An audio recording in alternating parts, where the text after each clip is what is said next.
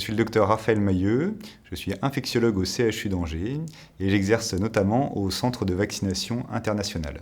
Comment déterminer les vaccinations nécessaires aux voyageurs qui seront en Afrique? Eh bien, la consultation avant le voyage est toujours l'occasion de faire le point sur les vaccinations standards qui doivent être mis à jour avant tout voyage. Pour l'Afrique, il faut s'assurer qu'il n'y a pas une obligation administrative d'être vacciné contre la fièvre jaune ou simplement une recommandation forte. C'est également la question de la vaccination contre la méningite à méningocoque pour un certain nombre de pays d'Afrique. Et bien sûr, individualiser les recommandations au voyage, aux voyageurs et aux conditions sanitaires du voyage.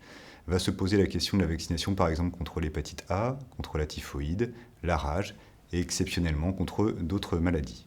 Quels sont les pays où une vaccination contre la fièvre jaune doit être réalisée? Eh bien, compte tenu de la gravité de ce virus, transmis par des piqûres de moustiques d'une part, et de l'efficacité du vaccin disponible, le Stamaril, un certain nombre de pays a rendu obligatoire la vaccination contre cette maladie. Il faut donc, avant tout voyage en Afrique subsaharienne, consulter la liste officielle du règlement sanitaire international pour savoir si le pays fait partie d'une zone d'obligation vaccinale, au moins administrative. La vaccination peut également être recommandée en dehors d'une obligation administrative, et lorsque l'obligation s'applique, elle peut concerner les enfants dès 9 mois ou 1 an, selon le pays visité. Cette liste de pays est actualisée tous les ans par l'OMS entre mai et juillet, et un tableau récapitulatif est également disponible dans notre recommandation du bulletin épidémiologique hebdomadaire destiné aux voyageurs.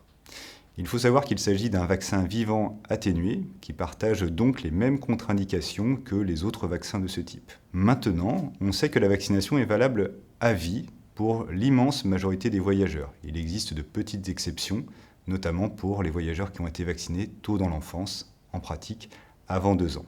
Il est indispensable de consulter cette liste actualisée des pays puisqu'elle est dynamique et qu'un certain nombre de sources d'informations pourraient avoir une information erronée pour le voyageur. Par exemple, pour un voyage en Tanzanie, il n'y a pas d'obligation vaccinale et dans l'immense majorité des cas, il n'y a pas de recommandation de se faire vacciner, contrairement à ce qui pourrait être véhiculé par d'autres sources d'informations.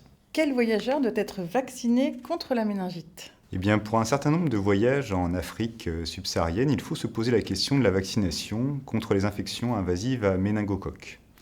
Il s'agit d'un vaccin tétravalent conjugué contre les valences A, C, Y et W. On propose cette vaccination aux voyageurs allant dans la zone appelée la ceinture de la méningite, qui est une vaste bande d'Afrique s'étendant du Sénégal à l'Éthiopie pour les voyageurs circulant en période sèche, en hiver et au printemps en pratique, lorsqu'ils sont particulièrement exposés à la population notamment. Il s'agit d'un vaccin particulier, tétravalent conjugué, pour lequel on peut utiliser 3 vaccins en pratique. Le Nimenrix, disponible dès 6 semaines de vie, le Menkadfi à partir de 1 an et le Menveo à partir de 2 ans. Dans l'immense majorité des cas, une seule dose suffit, sauf pour les plus jeunes enfants qui ont été vaccinés avant l'âge de 6 mois. Il y a une situation particulière qui correspond au pèlerinage. Pour ces voyages en Arabie Saoudite, il peut y avoir une obligation particulière d'être vacciné contre ces infections invasives à méningocoque, qui doit être attestée par un certificat de vaccination internationale. Faute d'une mention particulière sur ce certificat, la validité du vaccin n'est que de 3 ans. Il faut donc bien préciser qu'il s'agit d'un vaccin tétravalent conjugué contre les infections invasives à méningocoque. Dans ce cas-là, la validité du certificat est portée à 5 ans. Quel voyageur doit être vacciné contre la rage? Pour tout voyage dans un pays en développement, il faut se poser la question effectivement de la pertinence d'une vaccination contre la rage. Dans tous les pays d'Afrique, il existe encore de la rage.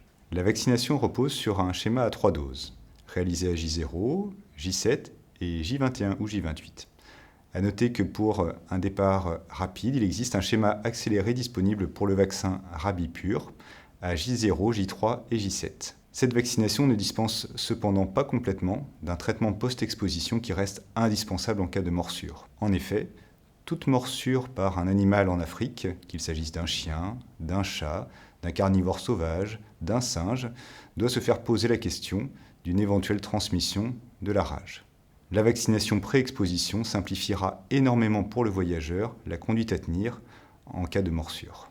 Y a-t-il un vaccin contre le paludisme? Malheureusement, aucun vaccin ne peut être proposé contre le paludisme. Il s'agit d'un parasite transmis par les piqûres de moustiques et qui est présent dans tous les pays d'Afrique subsaharienne. Sa gravité potentielle impose 2 mesures pour tout voyageur, quelle que soit sa durée de séjour et ses conditions de séjour. D'une part, il faut lui apprendre les mesures de prévention contre les piqûres de moustiques, c'est-à-dire le port de vêtements couvrants, l'utilisation d'une moustiquaire la nuit, l'utilisation de répulsifs cutanés. D'autre part, il faut prescrire aux voyageurs une prévention médicamenteuse qui reposera généralement sur l'utilisation de l'atovacone proguanil sous forme d'un comprimé à débuter la veille du départ, continuer quotidiennement pendant le voyage et à poursuivre pendant 1 semaine après le retour. L'alternative est la doxycycline, mais avec la contrainte de poursuivre la prise pendant 1 mois après le retour. Y a-t-il d'autres vaccins à envisager? Selon le voyage, on peut envisager un certain nombre d'autres vaccins, mais qui restent exceptionnels. Pour le choléra, par exemple, on peut questionner sa pertinence pour les voyages dans des situations d'aide humanitaire. Dans les camps de réfugiés, par exemple, on sait malheureusement qu'il peut y avoir des épidémies de choléra qui justifient une vaccination. Cette recommandation rare de vaccination contre le choléra fait souvent appel à une discussion spécialisée. La vaccination contre l'hépatite B peut également être proposée si elle n'a pas encore été réalisée dans le cadre des recommandations standards de vaccination en France. Il faut savoir que sur le continent africain, on estime à plus de 80 millions le nombre de personnes infectées par ce virus, dont la transmission sexuelle peut concerner le voyageur bien sûr. La vaccination contre la tuberculose doit être discutée pour les personnes qui n'ont pas été préalablement vaccinées et qui se rendent dans des conditions de voyage proches de la population, en pratique, pour des séjours supérieurs à 1 mois, pour les populations les plus à risque, c'est-à-dire les enfants, surtout ceux de moins de 15 ans, dans des pays où l'incidence est supérieure à 40 pour 100 000 habitants, ce qui correspond à l'immense majorité des pays d'Afrique subsaharienne.